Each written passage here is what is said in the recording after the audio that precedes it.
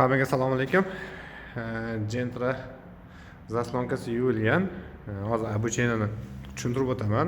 Programmani olganlarga mana zaslonka yuvilganda желание положение дросельной заслонка и положение дросельной заслонка mana katta farq qilyapti. 5 ga 30 ko'ryapsizlar. Xo'p, buni hozir обучение beramiz. Xo'p, mana programmamizda qiladigan mashinaga hozir ulandi. Zavod turmas. Shunday turgan holatida mana просто обучениeni bosamiz. Okey qilamiz. Hop. Mana probegi 213462 turibdi. Yozyapti.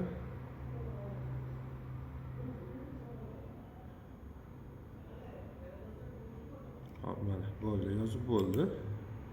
Identifikatsiya qilish shart emas, men просто ko'rsatyapman. Probegi o'zgarmaganligini mana 213 turibdi. Hop, ana endi skematikdan ko'rsak, hozir bu holat mana o'zgarmagan bo'ladi mana. 4 ga 30 turibdi mana. Endi nima qilamiz desa, mana hozir tak.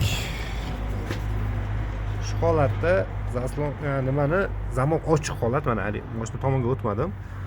Bu shtekerni uzamiz. Uzdik. Mana uzdik. Endi qayta ulaymiz.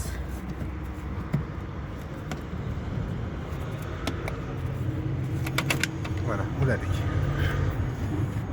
Mana endi zavod qilish mumkin bo'ladi. Mana желание bilan mana дросельный zaslonkaning положенияsi bir xil bo'ldi, ko'rdinglar-a? Shu narsa qilmaguncha bu to'g'rilanmayapti. Mana bitta shtekerni uzib ulash kerak. Hali ham zamok ochiq turibdi. Желание bilan дросельники bir xil bo'ldi. Endi zavod qilamiz. Mexanika Gentra eski tablo. Zamok ochiq, endi o'chiraman. Mana bir marta o'chirdim, endi zavod qilamiz.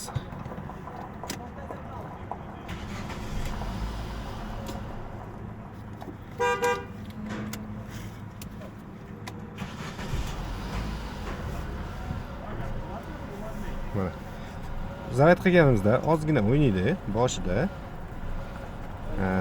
Lekin bu narsa normal. Mana bu yerda chekka hozir ошибкani o'chirib yuboramiz. Shtekeri o'zganimiz hisobiga zaslonkani ko'rmaydi. Lekin bu yoqdagi значение mana to'g'rilandi o'sha. 14 ga 15, 16 ga 17. Mana bu yerda ошибка chiqib qolgan bo'ladi. Mana zaslonkaga ошибка bergan. Ko'rishingiz mumkin. Biz biroz beramiz. Bo'ldi. Endi mashinani o'chirib bitta yoqamiz.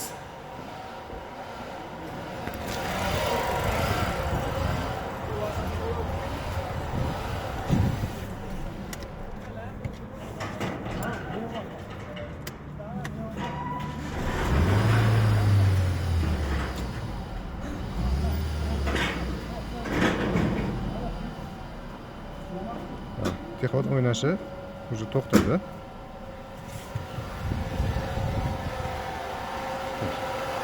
Stabil ishlayapti. Bu yerda ham ko'rishingiz mumkin. Положение дросельной заслонка желание bilan bir xil bo'ldi. Bu 1% rol o'ynamaydi. Agar bu yerda 10, bu yerda 30 yo 25 bo'lib ketsa, o'ynab qoladi. Mana xuddi mana shu holatda ishlatish kerak bo'lyapti programmani. Hozir даже gazda turibdi mana mashina. Gazga o'tgan, prostoy gazda. Shu holatda bo'lsa, texod o'ynashi ham yo'qoladi. Mana stabilni оборот turibdi.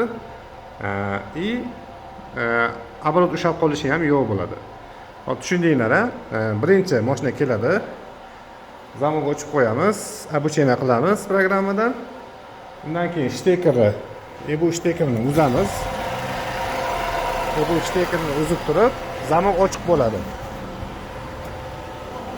Bu shtekerni uzib ulaymiz. Undan keyin mashinani zavod qilamiz. Zavod qilgandan keyin ошибкалар chiqadi zaslonkaniki. Buni o'chiramiz, bundan keyin mashinani o'chiramiz, yana yoqamiz. Keyingi holati уже нормальный bo'lyapti. Mana prostoy gaz. Gazga o'tdi. Gazda stabilniy bo'ladi.